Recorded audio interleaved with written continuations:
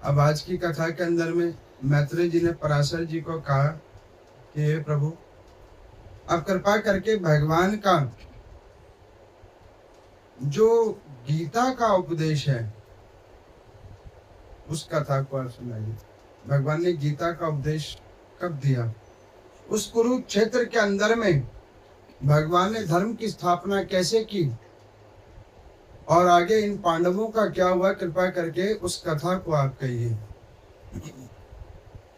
अभिषेक को वो बताने लगे कि देखो मैत्रेय जी, यही भीष्म पितामह जी, जैसा कि मैंने कल कथा में आपको बतलाया था, भगवान श्री कृष्ण विदुर जी के यहाँ से जब आने लगे तो इन्हीं भीष्म पितामह जी ने भगवान को रोक कर मार्ग में कहा कि नाथ, मेरे को मेरे वे वचन जो मैं दे के फंस चुका हूं, इस वचन से मुझे मुक्त करवा दो और इस हस्तिनापुर के ऊपर में धर्म का स्थापना हो जाए।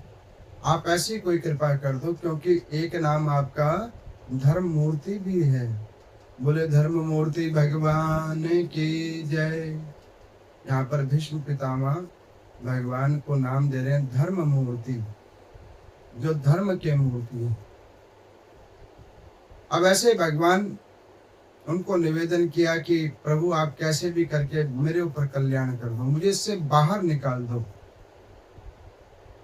भगवान ने कहा कि उचित समय पे सब कुछ हो जाएगा, आप चिंतित मत होइए, सब हो जाएगा। समय बना, दुर्योधन अपने भाइयों के साथ भीष्म पितामह जी के पास आया।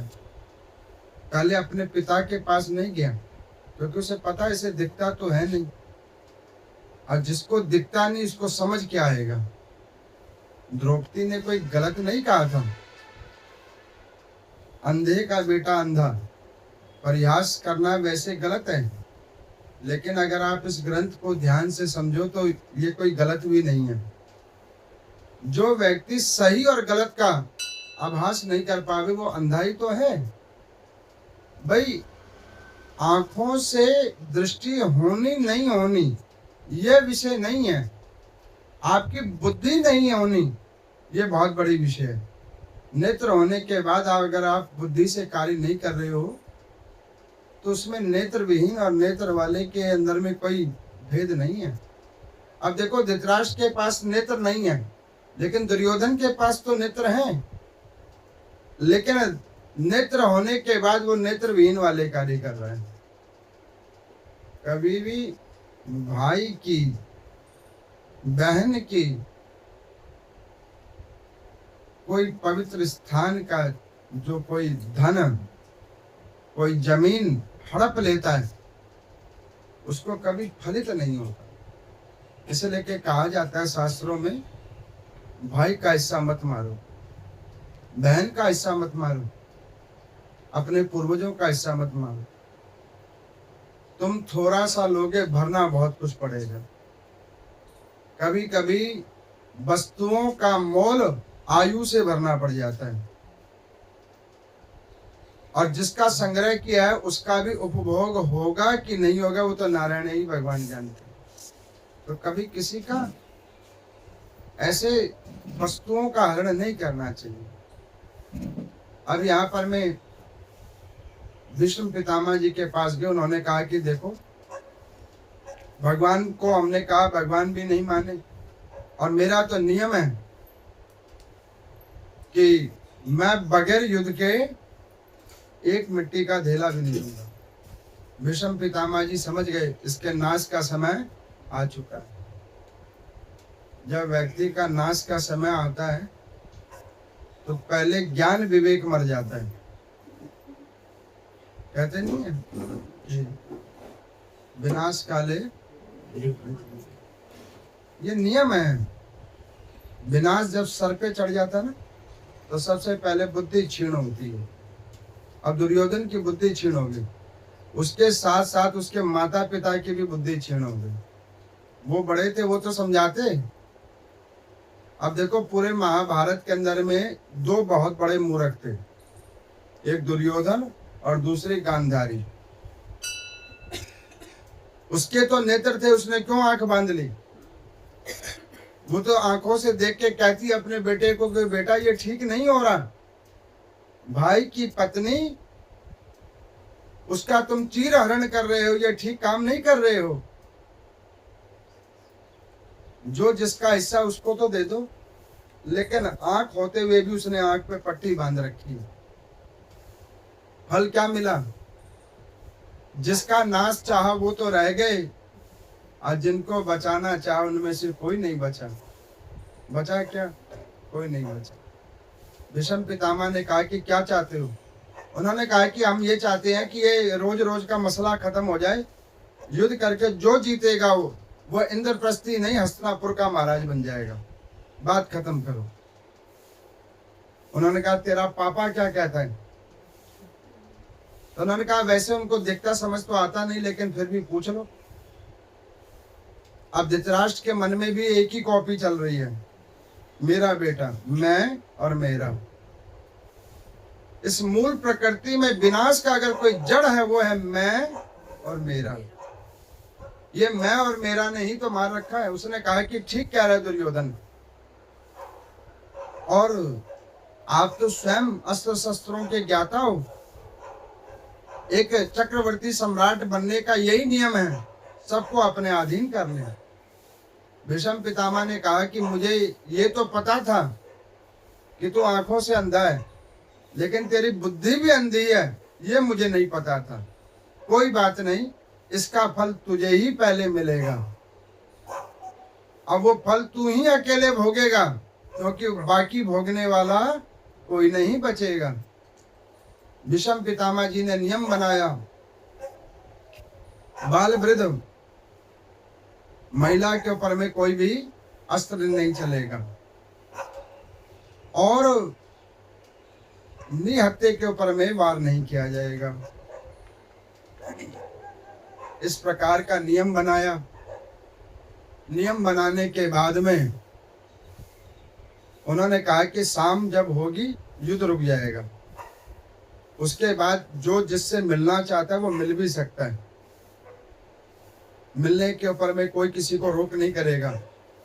तो दुर्योधन ने कहा कि आप बताओ आप किसके साथ खड़े होगे? तो उन्होंने कहा कि मैंने जो वचन दिया है ना, उस वचन के कारण मैं तेरे साथ ही खड़ा होऊंगा, और तो मैं क्या करूंगा। पांडवों ने देखा, मन में एक आशा नहीं हुई कि भाई वो आके कहते तो सही कि दादा तो आप हमारे भी हो, लेकिन आप उनके साथ खड़े हो। उन्होंने कहा कि जो आपकी इच्छा, आप खड़े कहीं पे भी रहो, बस आप अपनी कृपा दृष्टि हम पे बनाए रखना। मैं भी आपको यही कहता हूं, जरूरी नहीं है शिवलिंग के ऊपर ही बैठ के पूजा करो। मैं देखता हूं कई बार, कई हमारी माताएं हैं, कई बहनें हैं, कुछ पुरुष भी हैं हमारे ऐसे, वो बिल्कुल पिंडी के ऊपर ही बैठ जाएंगे, दूसरे को अवसर ना मिले।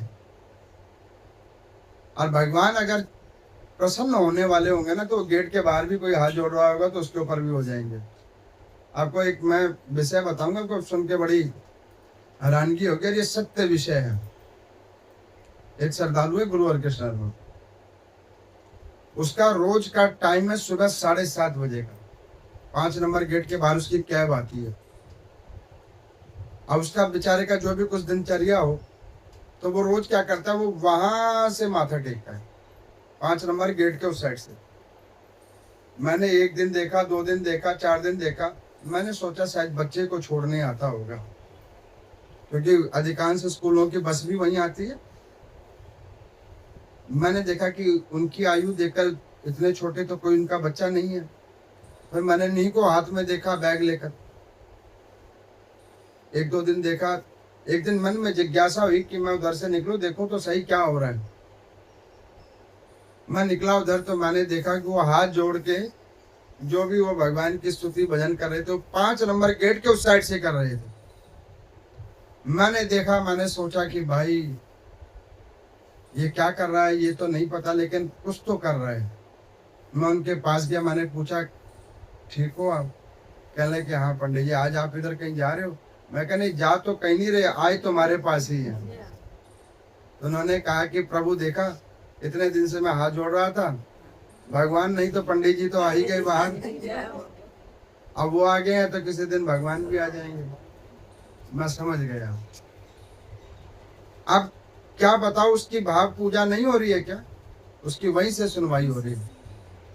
अब उन्हीं भगवान ने मुझे चेतना दी जब मैं उधर पहुंच गया, नहीं तो मैं, आप देखो इतनी दुनिया आ रही है और जा रही है, कईयों के सामने पे भी दृष्टि नहीं पड़ रही है और कईयों का दूर से भी दूर खड़ा है और उसके ऊपर दृष्टि पड़ रही है। ये तो भगवान की कृपा है, इसलिए कि कोई विषय नहीं है। भीष्म पितामह जी ने कहा कि ठीक है, करो युद्ध, जब तुम यही चाहते हो करो। युद्ध प्रारंभ हुआ। अब भीष्म पितामह जी युद्ध करने के लिए जाएं तो वो किसी को ना मारे, जिसकी आयु क्षीण होने वाली हो वो बस उसी को मारे, क्योंकि तत्वों के ज्ञाता है, जीव हिंसा करना पाप है, पूर्ण ब्रह्म के समान है। जानते हैं कि एक कर्म का तो ये फल भोगना पड़ रहा है, दूसरा और बना के किधर जाएंगे। अब दुर्योधन ने क्या किया, जितने गुरु थे, द्रोणाचार्य, कृपाचार्य, इन सबको कह दिया कि देखो, इतने वर्ष आपने हमारे कुल का गुरु का स्थान ग्रहण करके रखा और आपको हमारे साथ ही खड़ा होना पड़ेगा। द्रोणाचार्य ने कहा कि देख, ये तो नियम मत बांध, शिक्षा मैंने तुझे भी दी और शिक्षा मैंने उन पांडवों को भी दी है। तुमसे ज्यादा प्रिय मुझे वही है, क्योंकि उनके पास अच्छा आचरण है और तेरे अंदर में बुद्धि कम है। उसने कहा कि महाराज, नमक तो आपने हमारा ही खाया है। कृपाचार्य ने कहा कि नमक का मोल तो चुकाना पड़ेगा, इसका मोल खून से चुकाना पड़ेगा। कोई बात नहीं। उन्होंने कहा कि कोई बात नहीं बेटा, मजबूर करके यहाँ तो खड़ा कर ले, लेकिन जीतेंगे वही, तुम में कोई नहीं बचेगा। लेकिन दुर्योधन की बुद्धि फिर भी नहीं खुली। युद्ध प्रारंभ हुआ। भीष्म पितामह जी जाते युद्ध क्षेत्र में, महाभारत के क्षेत्र में, जो म्रियवाण जीव होते उनको वो करते भगवान की आज्ञा लेकर, और ऐसे किसी के ऊपर अस्त्र तो बिल्कुल ही नहीं चलाते, और पांडवों के पास तक होके आ जाते, लेकिन उनमें से किसी के ऊपर में वो बाण नहीं चलाते, क्योंकि भाई प्रिय वही है और धर्म की स्थापना इन्हीं के द्वारा होगी, वो जानते हैं।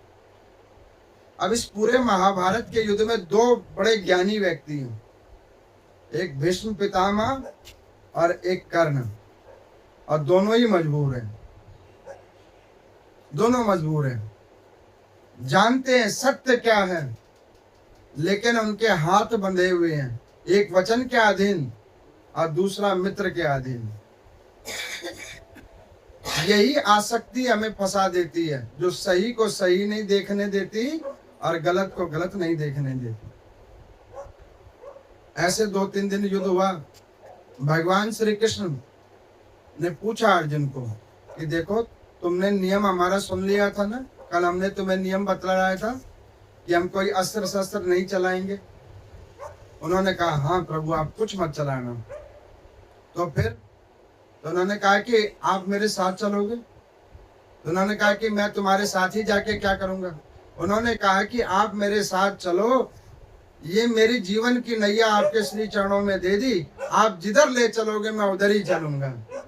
मैं भी आपको कहता हूँ, भगवान गुरुजनों के श्री चरणों में अपनी जीवन की नैया छोड़ दो, जिधर नाथ आप ले चलोगे मैं उधर ही चलूंगा।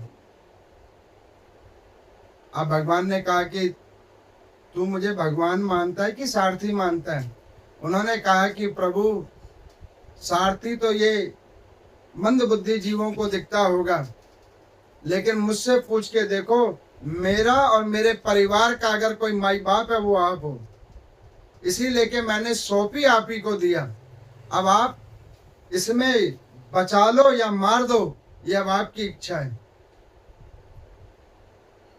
युधिष्ठिर जी को पास गए भगवान, उन्होंने कहा कि समझो मेरी बात को, तुम्हारे भाई को तो ज्ञान नहीं है, तुम तो ज्ञानी हो। अब देखो युधिष्ठिर जी का भी चरित्र है, ऐसा साधु धर्मराज की गद्दी पे बैठे हैं, ऐसा साधु। एक दिन दुर्योधन ने उनका प्रयास किया कि तुम्हें हर पीली वस्तु में गोविंद दिखते हैं, हर पीली वस्तु में गोविंद दिखते हैं। उन्होंने कहा कि ना ना, पीली वस्तु में नहीं, मुझे तो हर जीव में भगवान दिखते हैं।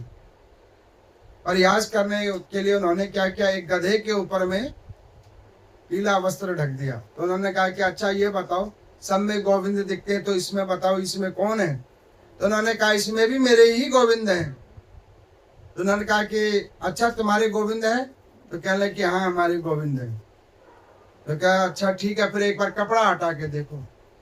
और जो कपड़ा हटाए तो हाल गोविंद भगवान वहां प्रकट हो गए। बोले गोविंदे भगवान की जय। भक्त के प्रेम के पराधीन है भगवान, प्रेम के पराधीन है भगवान। भगवान उसमें प्रकट हो गए। चुप हो गया दुर्योधन, समझ में आ गया कि वाकई हर जगह भगवान है। वो आया शाम को, कहने लगा भीष्म पितामह जी को, पितामह आप हमारे साथ छल कर रहे हो, बहुत छल कर रहे हो आप मेरे साथ। तो उन्होंने कहा क्या बात है? उन्होंने कहा कि आप युद्ध तो हमारे साथ खड़े होकर लड़ रहे हो और रक्षा पांडवों की कर रहे हो। आपके सामने में ये पांचों पांडव कोई भी नहीं टिक सकता, और आप क्या कर रहे हो? आप कुछ नहीं कर रहे। आप जो है ना उन्हें छोड़ दे रहे हो, कभी बाण इधर चलाते हो, कभी बाण उधर चलाते हो। आप उनमें से किसी को भी नहीं मार रहे हो। मुझे तो शंका है कि आप खड़े हमारे साथ हो, युद्ध उनके साथ लड़ रहे हो। भीष्म पितामह जी को नाना प्रकार के लालछन दिए। उन्होंने ध्यान किया भगवान का। भगवान ने अंतरात्मा में कहा उचित समय आ गया है। एक प्रतिज्ञा से तुम बंध गए थे, दूसरी प्रतिज्ञा से तुम मुक्त हो जाओगे। ले लो प्रतिज्ञा। अंतर आत्मा रूपी भगवान ने कह दिया। भीष्म पितामह जी ने प्रतिज्ञा ले ली कि कल शाम या तो मैं बचूंगा या पांडव बचेंगे, इनमें से और कोई नहीं बचेगा। और भीष्म प्रतिज्ञा परम प्रतिज्ञा। इस बात को सुनकर दुर्योधन आदि बड़े प्रश्न हो गए कि भैया आज तो काम बन गया, दादाजी ने प्रतिज्ञा कर ली है, कुछ तो काम बन जाएगा। भगवान गए भागे भागे द्रौपदी को कहा कि अरे द्रौपदी, तू कौन सी लड़ाई के पीछे पड़ी हुई है? तेरे उन ससुर ने तो प्रतिज्ञा कर ली है, अब इनको कौन बचाएगा? तो उन्होंने कहा आप। इसको कौन बचाएगा? आप। उन्होंने कहा कि मैंने तो कहा ना कि मैं अस्त्र शस्त्र लेके नहीं आऊंगा।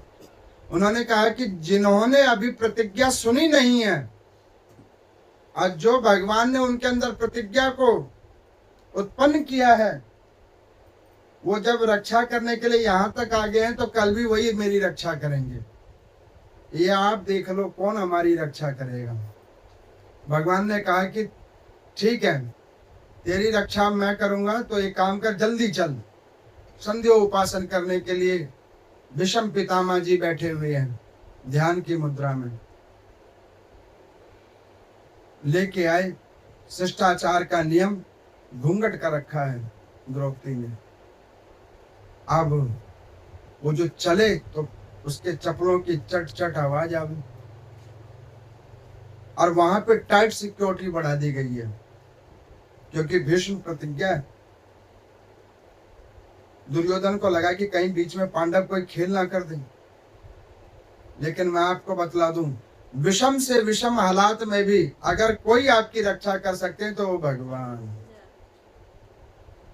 जहां मानव हाथ खड़े कर देता है कि अब इसे दुआओं की जरूरत है, दवाओं से तो इसका कुछ बना नहीं, अब इसे दुआओं की जरूरत है, उस समय में भगवान आ जाते हैं, उसको मुक्त कर देते हैं। अब यहाँ पर में भगवान ने देखा, उन्होंने कहा अरे ऐसे चलेगी तो फंस जाएगी, चप्पल उतार। चप्पल उतार लिया भगवान ने। तो उन्होंने कहा आप नहीं चलोगे? उन्होंने कहा कि ना, मैं नहीं जाऊंगा, तुम जाओ, बस घूंघट नहीं उठाना। घूंघट तब तक नहीं उठाना जब तक भीष्म पितामह नेत्र से ना देख लें, आशीर्वाद ना दे दें। कहने लगे ठीक है। अब यहाँ पर मैं वो गई, भगवान पास में एक बड़ का वृक्ष है, उसके नीचे में गए, वो अपनी काली कमली उठाई और उनके चप्पलों को सिराने में रखकर सो गई। अब इधर जो है संध्या कालीन स्थिति हो गई है। द्रौपदी गई, भीष्म पितामह जी के श्री चरणों को छुआ। चरण छूते के साथ भीष्म पितामह जी को लगा कि ये तो दुर्योधन की धर्मपत्नी आई है, क्योंकि उसने सिक्योरिटी टाइट कर रखी है। अब बच्चे तो सब समान हैं। एक बार मन में भाव आया कि मैं बड़ा हूं, आशीर्वाद तो देने योग्य हूं, आशीर्वाद दे दूं। तो उन्होंने कहा कि अखंड सौभाग्यवती भव। जब ये आशीर्वाद दे दिया, हाल द्रौपदी ने अपना मुंह खोला। भीष्म पितामह जी ने देखा, उन्होंने कहा अरे तू यहाँ कैसे आई? उन्होंने कहा कि आपके दर्शन को आए, लेकिन ये आशीर्वाद फलित होगा कि नहीं होगा वो आप बता दो। उन्होंने कहा कि ये छोड़ आशीर्वाद फलित होगा कि नहीं होगा, तू यहाँ आई कैसे ये पहले बता। अब उन्होंने कहा कि मैं तो सिर्फ दर्शन की कामना से आई हूँ।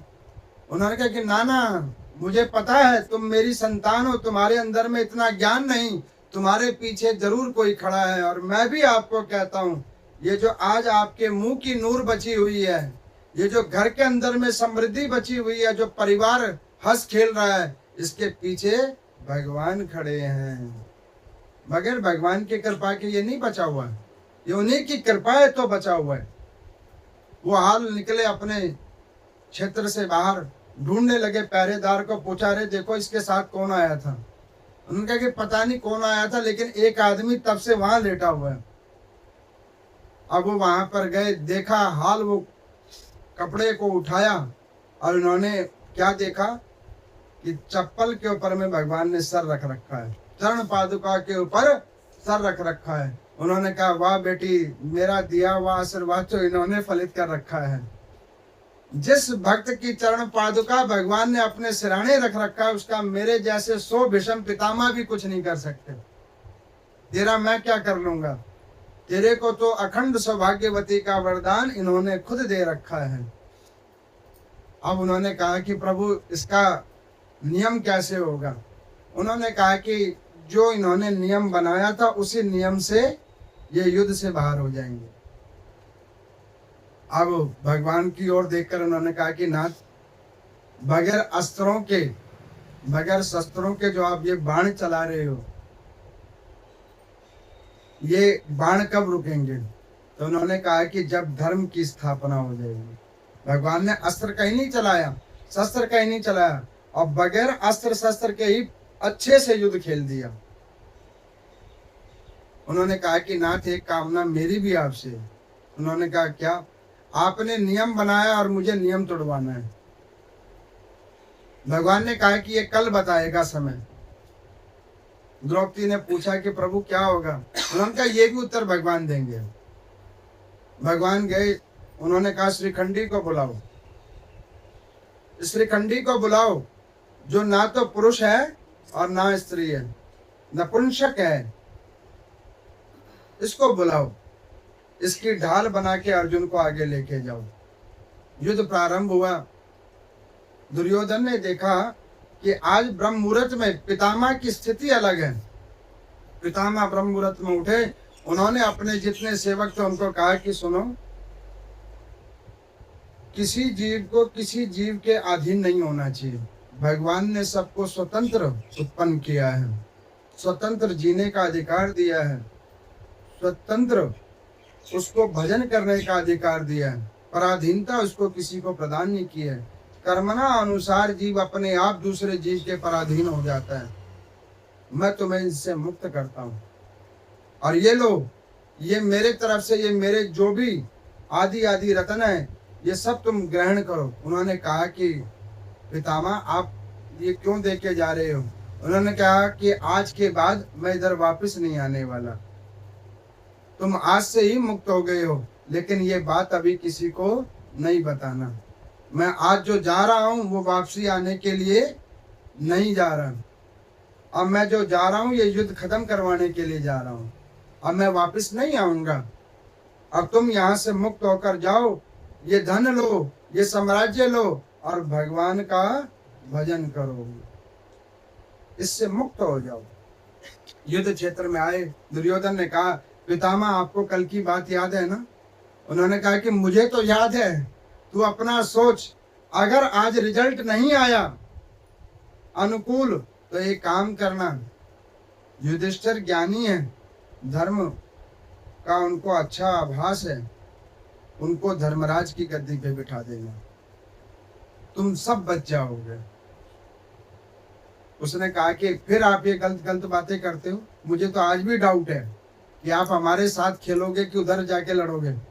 उन्होंने कहा कि तेरी यही बुद्धि, यही कुचला अवस्था वाली बुद्धि, ये तेरी नाश का जड़ हो जाएगी। अब वो वहां से गए। अब जो ही भीष्म पितामह जी अर्जुन के सामने खड़े हो गए, आज अर्जुन की आत्मा कांप गई। कहने लगा कि जिन्होंने हाथों से पाला, गोदी में उठाया, हमारे पिता नहीं थे, इन्हीं के प्रेम, इन्हीं के वात्सल्य से हम लोग बड़े हुए हैं, और मैं इनसे कैसे लड़ सकता हूं? इनसे मैं लड़ूंगा कैसे? अब ये भाव आया और वो रोने लग गया, रथ से नीचे उतरने लग गया। भगवान ने कहा, अरे कहाँ जा रहे हो? उन्होंने कहा कि प्रभु ये मेरे पितामह हैं। उन्होंने कहा ये युद्ध क्षेत्र है, यहाँ कोई किसी का कोई रिश्तेदार नहीं है, कर्म भूमि में कोई किसी का साथ नहीं होता। उन्होंने कहा कि प्रभु आप जो कहोगे वो मैं कर लूंगा, दुर्योधन से तो मैं लड़ सकता हूँ, इनसे मैं नहीं लड़ सकता। इन्होंने मेरे को अपने हृदय से लगाकर प्रेम किया है, हमारी उस स्थिति में अगर किसी ने हाथ पकड़ा तो इन्होंने हाथ पकड़ा, और मैं इनके आगे कैसे युद्ध करूंगा? अब जब ये विषय रखा तो भगवान कहने लगे कि देखो, वो जो वहां थे वो तुम्हारे पितामह थे, ये युद्ध क्षेत्र में ये तुम्हारे पितामह नहीं है, इन्होंने अधर्म का साथ दिया है, इसलिए ये आज यहाँ खड़े हुए। अब इस बात को जब उन्होंने सुना तो उन्होंने कहा कि प्रभु इससे विमुक्त होने का क्या तरीका है? उन्होंने कहा इससे विमुक्त नहीं, तुम इसे मुक्त कर दो। अच्छा पुत्र कौन है जो अपने माता पिता को अंतिम समय में मुखाग्नि दे और उनके मरणाउपरांत पिंडदान करे? वही वास्तविक पुत्र है। उन्होंने कहा कि ये तुम्हें ही करना पड़ेगा। गांडीव छोड़ा, पांचों भाई एक जगह हो गए खड़े। प्रभु हमें नहीं चाहिए हस्तिनापुर, ऐसे घर को लेके क्या करेंगे जहां पर आशीर्वाद देने वाले अपने ही ना हो।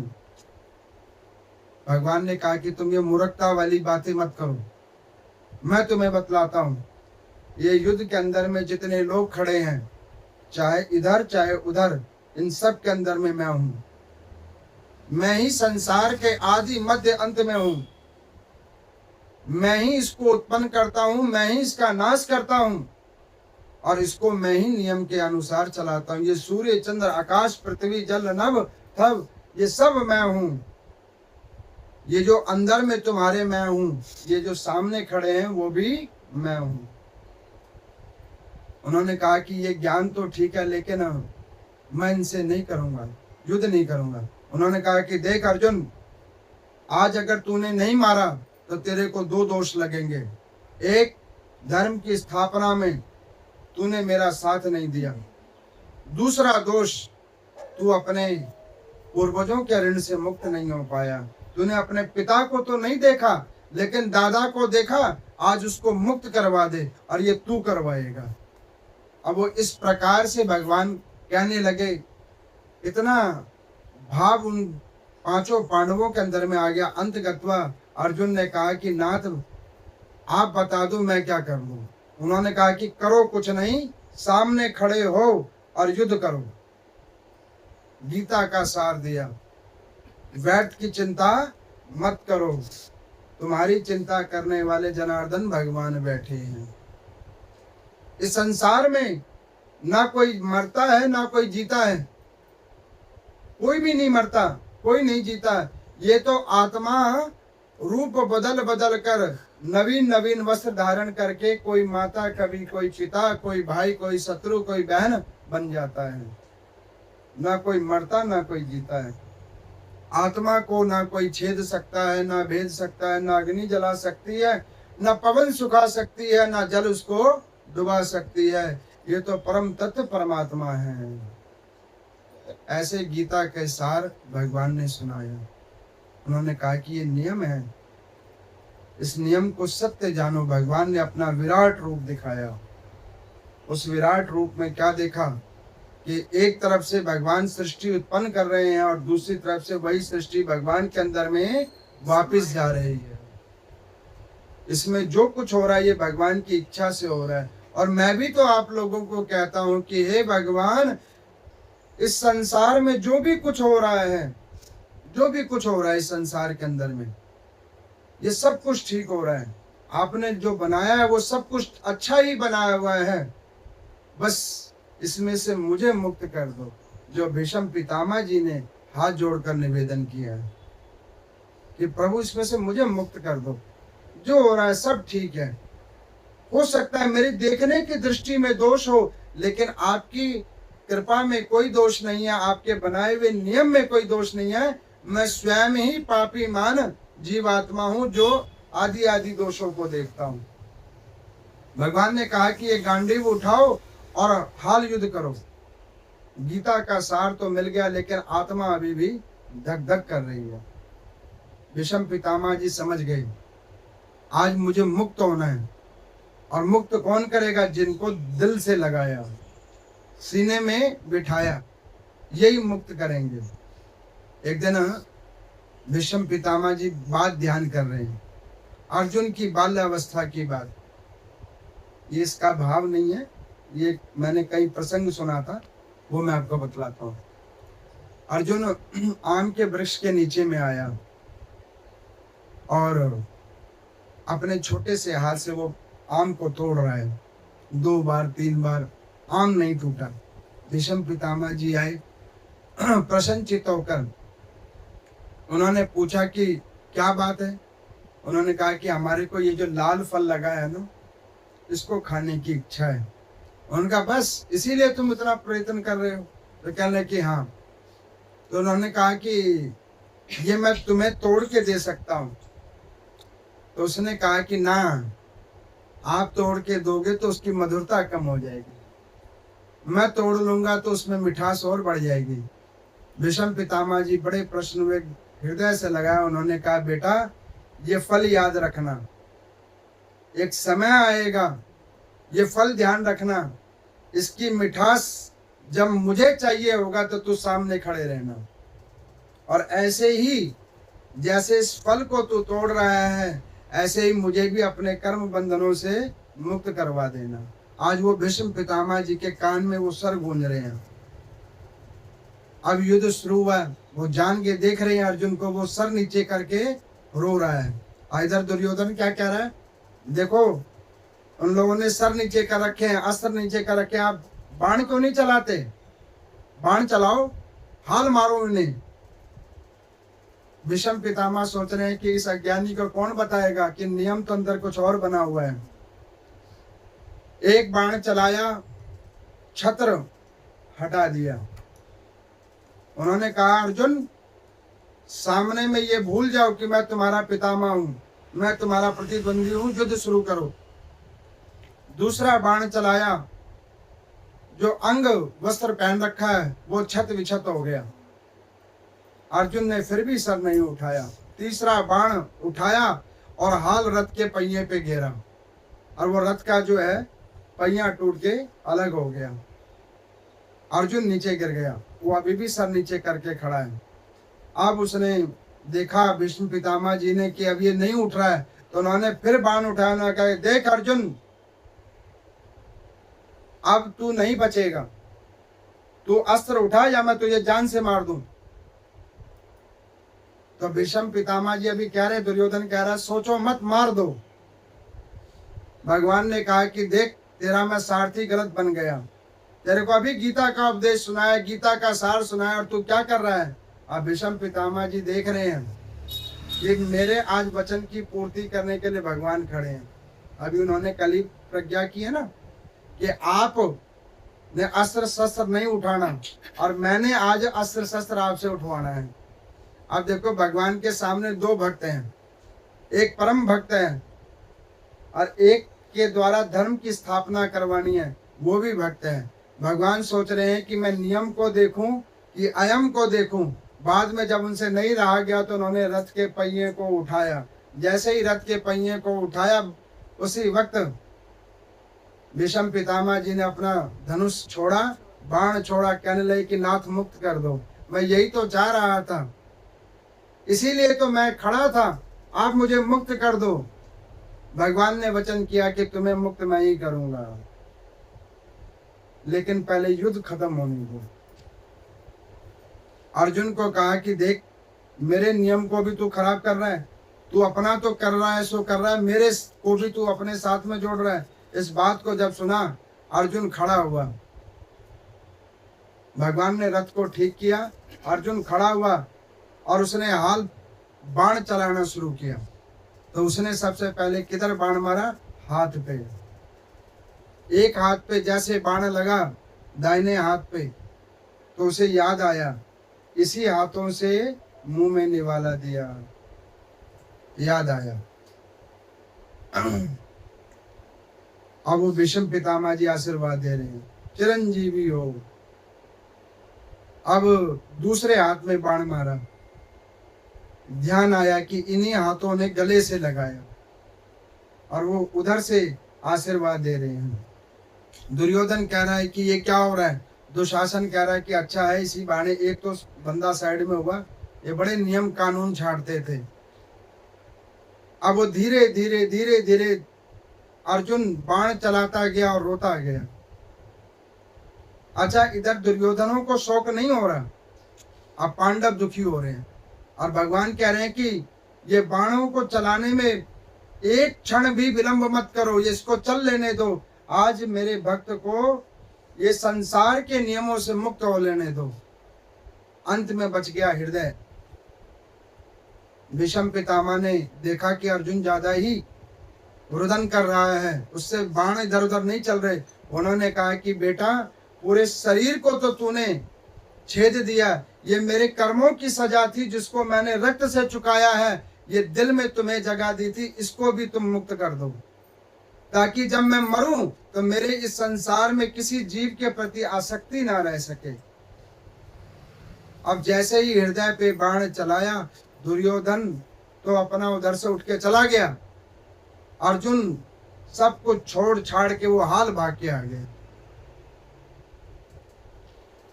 देखो, ऐसी स्थिति हो जाती है, कभी कभी व्यक्ति इतना मजबूर हो जाता है, वो कुछ करने योग्य नहीं छोड़ता। ऐसी उसकी परिस्थिति हो जाती है, समय ऐसा विफल हो जाता है। उस समय में क्या करना चाहिए? उस समय में गुरुजनों का ध्यान करो, भगवान का ध्यान करो, नाथ इस विकट स्थिति से मुक्त करा दो। भगवान ने देखा अर्जुन दौड़ के चला गया, धर्मराज जी उतरे और हाल भाग के आ गए। ऐसे राज्य को लेके क्या करेंगे? जिनको प्रेम किया उनको शेष सैया पे लिटा दिया, बाणों की सैया पे लिटा दिया। भीष्म पितामह के पांव पकड़ के पांचों भाई रो रहे हैं, दादाजी हमने आपका अपराध किया। उन्होंने कहा कि नाना, अपराध तो दुर्योधन ने किया। आज मेरी इस स्थिति का अगर कोई भी, इसका कोई भी अगर स्थिर है और इसका कोई दायित्व है, वो दुर्योधन का है। तुम लोगों ने तो मुझे मुक्त किया है अपने वचनों से। उन्होंने कहा कि बेटा, सारे तो बाण से तूने कर दिया, एक मेरे पीछे गर्दन के लिए टेक कर दे। 2 बाण का टेक बनाया। दुर्योधन कहने लगा कि इनको लेके चलो। उन्होंने कहा कि नाना, तेरा घर तेरा साम्राज्य में छोड़ आया, अब तुझे एक सच शिक्षा देता हूं, युद्ध को रोक दे, युद्ध को रोक दे, तू यहीं बच जाएगा, नहीं तो तू मारा जाएगा। अब इस प्रकार से भीष्म पितामह जी भगवान को हाथ जोड़ रहे हैं कि प्रभु जल्दी खत्म करो और मुझे इससे मुक्त कर दो। इधर भीष्म पितामह जी बाणों की सैया पे आए हैं, उधर महाराज परीक्षित जी का जन्म हुआ है, जिनकी रक्षा भगवान नारायण ने की है। यही भगवान का नियम है, एक तरफ से सृष्टि में जीवात्मा जाता है और दूसरी तरफ से वापिस आ जाता है। यही भगवान का नियम है। परीक्षित जी महाराज जी का जन्म हो गया। अब यहाँ पर मैं अगले दिन का युद्ध प्रारंभ हुआ, द्रोणाचार्य जी आए। जानते हैं अधर्म क्या है और धर्म क्या है। अर्जुन फिर सामने खड़ा है, आज वो फिर रो रहा है। उन्होंने बोला कि प्रभु वो तो पितामह थे, मैं कितना पापी हूं, मैंने राज्य जीता किसके लिए, अपनों को मार के? ना ना, और ये तो आप में और इनमें तो मैंने कभी भेद ही नहीं देखा, ये तो स्वयंभू भगवान है, मैं इन पे कैसे बाण चलाऊंगा। उन्होंने कहा कि ये विचार मत कर, इन्होंने अधर्म का साथ दिया है और ये अभी गुरु नहीं है। अब गुरु सामने में खड़े हुए, दुर्योधन कह रहा गुरुदेव मारो या आप भी पितामह की तरह सोओगे। उन्होंने कहा कि तू ये फालतू की बातें मत कर। उन्होंने कहा कि आप देखो युद्ध करोगे या छोड़ोगे, और नहीं तो आपका तो प्रिय शिष्य तो अर्जुन ही है, आप जाओ उसके साथ मिल जाओ। द्रोणाचार्य ने कहा कि ये जो तेरी दुर्बुद्धि वाली बातें हैं यही तुझे नाश करके छोड़ेंगी, तेरे जो बोलने का लगाम नहीं है ये तुझे मरवा के छोड़ेगी। अब द्रोणाचार्य जी ने अर्जुन को देखा, अर्जुन सर नीचे करके खड़ा है।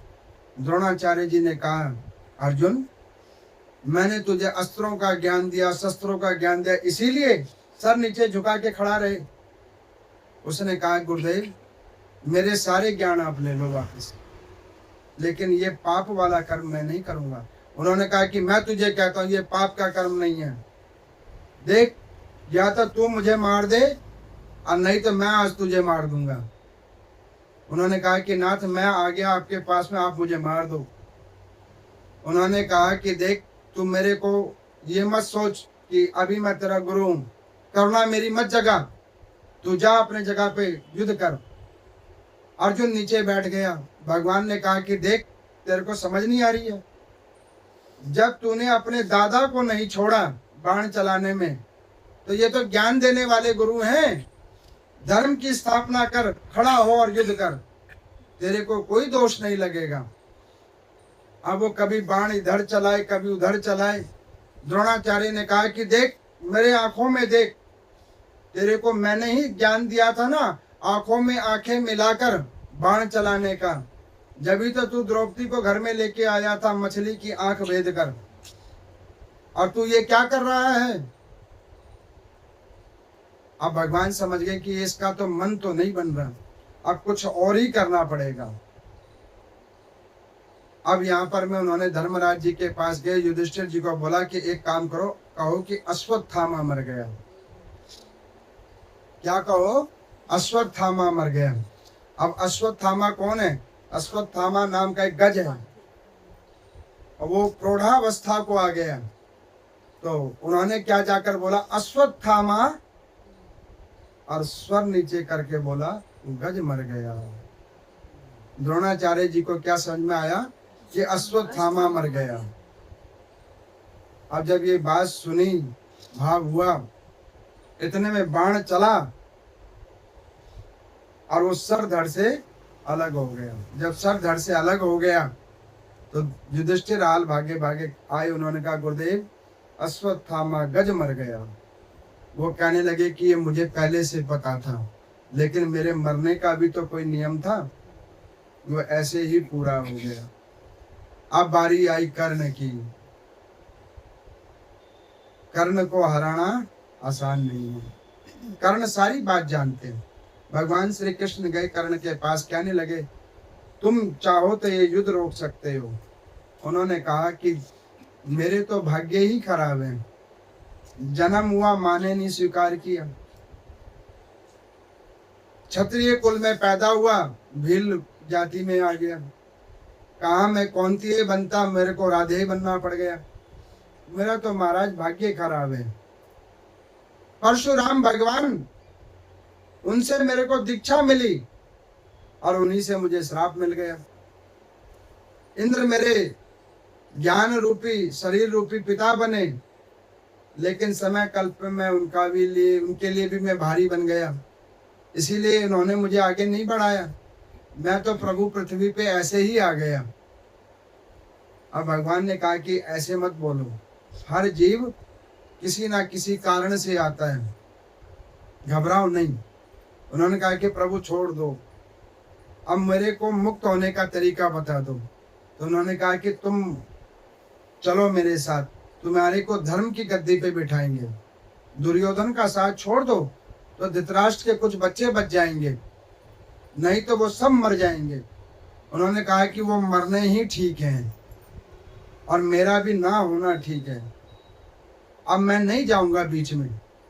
उन्होंने कहा, भगवान ने खूब समझाया धर्मराज जी की बात को भी वो आगे करते रहे, लेकिन कर्ण नहीं माना। भगवान ने कहा कि जाओ, तुम्हें भी परम तत्वों की प्राप्ति होगी, मुक्त हो जाओगे। भगवान इधर से निकले, इतने में इंद्र आए ब्राह्मण का रूप धारण करके, क्योंकि दानियों में श्रेष्ठ हैं कर्ण। उन्होंने पूछा कि क्या चाहिए। उन्होंने कहा ये जो तुमने कवच पहन रखा है ये दे दो। उन्होंने कहा कि यही तो मैं आशा करके बैठा था कि मैं मरूंगा कैसे, जब तक ये कवच मुझे मिला है, मेरे ओजस पिता सूर्य नारायण भगवान ने मुझे दिया है, तब तक तो कोई मुझे मार नहीं सकता। मैं सोच रहा था अच्छा हुआ आप विप्र ही बन के आए हो, ले जाओ इसको भी। उन्होंने पहले ही उतार के दे दिया, उतार के दिया। इंद्र यहाँ से निकले, इतने में कुंती रोती हुई आ गई, मेरे बेटे तू घर चल। उन्होंने कहा कि आप यहाँ क्यों आए हो? मैं एक सूत पुत्र हूँ।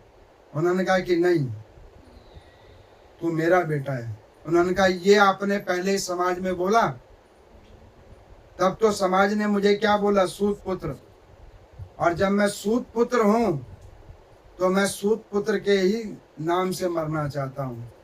उन्होंने कहा कि बेटा ऐसी बातें मत कर, मैं पहले ही बहुत कुछ खो चुकी हूँ। जब तेरा जन्म हुआ था तब मेरा विवाह भी नहीं हुआ था। समाज में अपयश के भाव से मैंने ये कठोर कदम उठाया। उन्होंने कहा कि समाज कैसा भी हो जाए, लेकिन माँ को माता नहीं होती, और तुमने मुझे उठाकर पात्र में डाल दिया। कुंती खूब रोती रही, खूब समझाया। अंत में कर्ण ने कहा कि माँ तुझे मैं एक बात कहता हूँ कि तूने जो जन्म दिया है, जो मेरे ऊपर में एक मातृ ऋण बचा हुआ है, मैं उसको चुका दूंगा। तेरे 5 बेटे थे, 5 ही रहेंगे, या तो मैं बचूंगा या अर्जुन बचेगा। उन्होंने कहा कि बेटा तू ऐसी बातें मत कर, तू चल। उन्होंने कहा कि कोई बात नहीं, अब कल ये युद्ध निर्णय करेगा। अगला दिन प्रारंभ हुआ, कर्ण युद्ध करने के लिए आए। दुर्योधन कहने लगा, मित्र मैं तुम्हारे साथ चतुरंगनी सेना देता हूं। उससे पहले इधर अर्जुन के पुत्र को सब लोगों ने, अभिमन्यु को मिलकर मार डाला। उस अबोध बच्चे को सब लोगों ने मिलकर मार डाला था, अभिमन्यु को। उसमें कर्ण नहीं गया था, क्योंकि वो जानता था कि ये हमारी ही संतान है। अब जब ये युद्ध के लिए गए तो उन्होंने कहा कि तुम मेरी तरफ से लड़ रहे हो, तुम मेरे परम मित्र हो, तुम घबराओ नहीं, हम तुम्हारे साथ हैं। उन्होंने कहा कि ये संसार का नियम है, हर कोई कहता है कि हम तुम्हारे साथ हैं, लेकिन जब कर्म भोगने का समय आता है तो उस समय अकेला आदमी खुद भोगता है, कोई उसके पीछे खड़ा नहीं होता। और अगर पीछे कोई खड़ा होता है तो वो भगवान और गुरुदेव भगवान होते हैं, इसके अलावा और कोई नहीं होता। अब यहाँ पर मैं कर्ण गए युद्ध करने के लिए, समझ गए हैं कि आज मुझे ये युद्ध को खत्म करना है। किसी के ऊपर बाण नहीं चलाया। सामने आ गया अर्जुन के। दुर्योधन कहने लगा, अरे नकुल को मार दो, सहदेव को मार दो। उन्होंने कहा कि इनसे क्या लड़ना, मेरी लड़ाई सीधे अर्जुन से है, क्योंकि माँ को वचन दिया है ना, तेरे 5 हैं, 5 बने रहेंगे। और इधर गुरु का भी तो श्राप लगा है उसको भी आज फलित होना है। उचित समय आया, भगवान ने अर्जुन को कहा कि अर्जुन देख, तेरा पुत्र मारा गया था, ये उसमें था तो नहीं, लेकिन इसका भी पूरा सहयोग था क्योंकि ये दुर्योधन के साथ था। और तेरे को जो उकसा के बाहर ले गया था यही लोग थे सब। युद्ध प्रारंभ हुआ। जब युद्ध प्रारंभ हुआ तो यहां पर में कर्ण के पास में ब्रह्म अस्त्र हैं। ऐसे ब्रह्म अस्त्र हैं जो भीष्म पितामह जी के बाद परशुराम भगवान ने कर्ण को दिए थे। अब वो ब्रह्म अस्त्रों का वो अनुसंधान कर सकता है, लेकिन मां को वचन दिया हुआ है। अब उसने क्या किया, ब्रह्म अस्त्र को ऐसे चलाया कि वो इनके तरकस से निकल के अर्जुन के तरकस में जाकर स्थिर हो गए कि अब मैं तो बचूंगा नहीं, लेकिन जो मेरी सिद्ध शक्तियां हैं वो मेरे आगे आने वाले भविष्य को मिल जाए। वास्तविक माता पिता यही होते हैं, घर के बड़े यही होते हैं जिन्होंने देख लिया है कि हमने जो किया सो किया, आगे हमारा भविष्य उत्तम रहना चाहिए, अपना बलिदान उस अनुरूप कर दिया। युद्ध प्रारंभ हुआ। जैसे ही युद्ध प्रारंभ हुआ, समय आया, अनुकूल भगवान की इच्छा हुई, उसी वक्त युद्ध करते करते उसका रथ का पहिया धस गया और कर्ण नीचे गिर गया। भगवान ने अर्जुन को कहा कि अर्जुन इसे मुक्त कर दो। जैसे मुक्त किया वैसे ही कुंती रोती हुई आ गई, तुमने मेरा बेटा मार दिया। पांडवों को पता लगा, बड़ा शोक हुआ। धर्मराज जी आए, कहने लगे कि नाथ, किन किन को मारकर ये मुझे गद्दी मिलेगी, ये सबके मारने का पाप मैं ही अपने सर पे लूंगा। उन्होंने कहा नहीं, इस संसार में कोई किसी को नहीं मार सकता, इस संसार में कोई किसी को प्राण नहीं दे सकता। ये जो कुछ हो रहा है ये सब मेरी ही इच्छा से हो रहा है। ऐसे करते करते महाभारत युद्ध खत्म हो गया। पराशर जी मैत्रेय जी को कहते हैं कि इस प्रकार से भगवान ने ये युद्ध को खत्म करवाया। धर्मराज की गद्दी पे पांडवों को बिठवा दिया और उनको बिठाकर अर्जुन को कहा कि चलो अर्जुन, अब द्वारका की ओर चलो। तो उन्होंने कहा कि नाथ, जब धर्म की गद्दी पे बिठाया है तो इसको फलित करके जाओ। तो उन्होंने एक राजसूय यज्ञ करवाया। उस यज्ञ के अंदर में भूखंड के समस्त जीव जंतुओं को उन्होंने 1 माह तक अन्न और जल प्रदान कराया। उसकी एक और कथा है जो अब समय हो चुका है, कल बताएंगे उसका दूसरा भाग। अब इस प्रकार से चक्रवर्ती सम्राट महाराज युधिष्ठिर हुए हैं। इधर अपने जो पूर्वज हैं धृतराष्ट्र और गांधारी, उनके आगे लोहे का पुरुष भीम रूप में प्रकट किया है। उससे कोप खत्म करके विदुर जी आए हैं, उन्होंने ज्ञान दिया है। धृतराष्ट्र और विदुर जी ये धर्म उपासना ध्यान करते हुए तीर्थाटन की ओर गए हैं और धर्मराज की गद्दी पे महाराज युधिष्ठिर बैठ गए हैं। तो आज की कथा में जो हमने आपको सुनाई, अध्याय संख्या कितनी है? 11 से 15। इस संख्या के अंदर में पराशर जी ने मैत्रेय जी को बतलाया महाभारत क्षेत्र, कुरुक्षेत्र और धर्म की स्थापना करने के लिए भगवान ने किस प्रकार भीष्म पितामह जी को मुक्त करने की व्यवस्था की है। अभी भीष्म पितामह जी की मुक्ति भी जो होगी वो कल हम आपको सुनाएंगे। उसका ये अंतिम भाग जो है उसका सार सुनाया है, गीता का सार सुनाया है, जिसको सुनने के बाद जीवात्मा मन में ये भाव करे कि जो कोई अपनी चिंता छोड़कर, अपने घर परिवार की चिंता छोड़कर भगवान में प्रीति लगाता है, उसकी चिंता भगवान स्वयं कर देते हैं। ये भगवान ने गीता में सबको कहा है, व्यर्थ की चिंता करना छोड़ दे, भगवान ने कहा है। और भगवान कभी असत्य नहीं कहते। तो इस प्रकार से इस पवित्र मास के अंदर में जो भी कोई भगवान का ऐसे भजन कीर्तन नाम संकीर्तन का आश्रय लेकर, इन कथाओं को भाव लेकर भगवान